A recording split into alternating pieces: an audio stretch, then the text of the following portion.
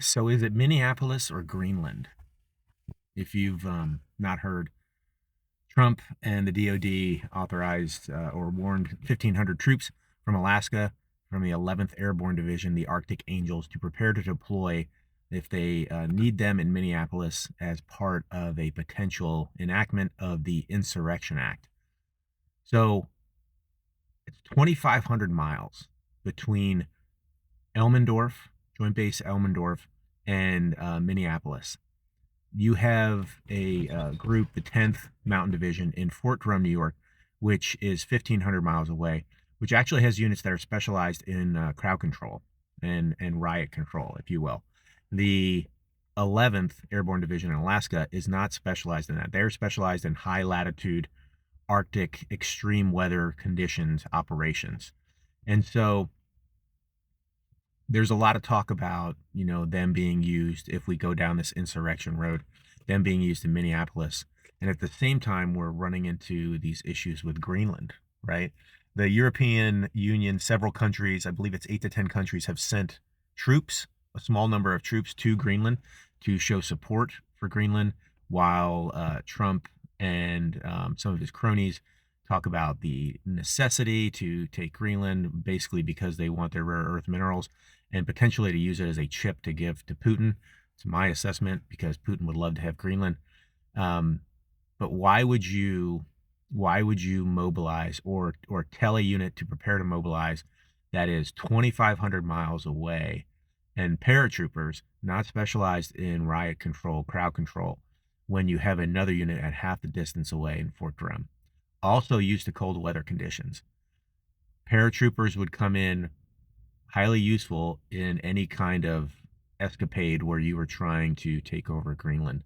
That would be um, a primary ingress route, if you will, is through the air.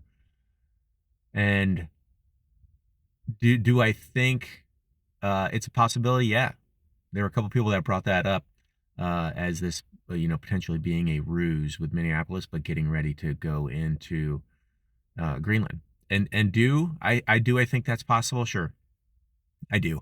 And I think that that would be a much wiser move as far as a deployment of those troops would be to go against Greenland versus Minneapolis. Now, the actual act of doing it changes the game. So now you are directly attacking NATO. You already have a base. You already have a base. It's Piftuk, used to be Thule, I believe. It's basically a space base in Greenland. You already have a base there.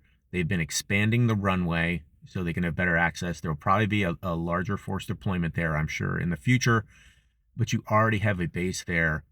Um, so this whole, we're defending Greenland and Denmark can't do it. That's kind of bullshit. Denmark already signed off on $6.5 billion to give for the defense of Greenland, and this was last year. So that's bullshit. But if you were just going to go ahead and try to take over Greenland, the 11th is a unit that you could possibly do that with. But again, we are talking about crossing a Rubicon where we are going to war with NATO. NATO has established that they will defend Greenland. They have sent the troops. And so if somebody doesn't get to Orange Toddler and distract him with, hey, maybe we should attack, Iran or something, then yeah, it could go down that road. And general senior leadership have already said this is insane, which means that probably a ton of politicians, including senators, and we've seen pushback on Greenland, have said the same thing. Now, will they just go along? I wish I could tell you because they had two chances to stop Venezuela before it even happened, and then they went along with it. And then even after it happened, they had a chance to say, "Oh, look, we learned our, the lesson and the error of our ways, and now we're going to stop it." And they still voted to let him do anything that he wants in Venezuela.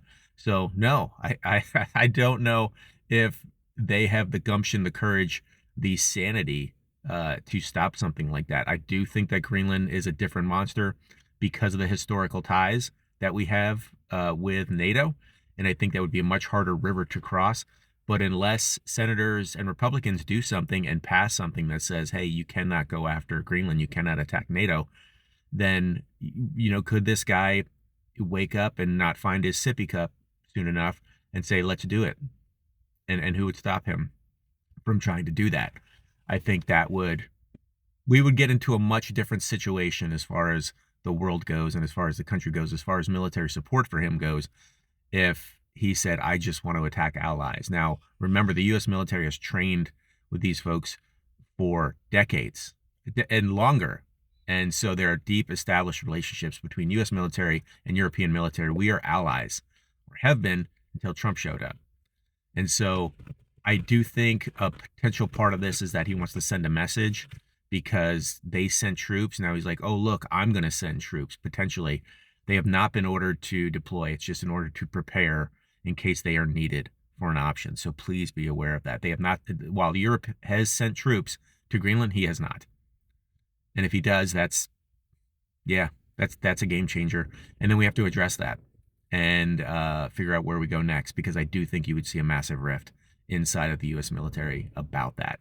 And even inside of the business industrial complex, if you will. They always talk about the military industrial complex inside of the United States, because remember, we have all of these bases also over in Europe, and an attack on NATO, an attack on Europe, all of our bases over there, and those are key logistical power projection points that we have over there that we would then be removed from, because they're in the middle of countries that we just became hostile to.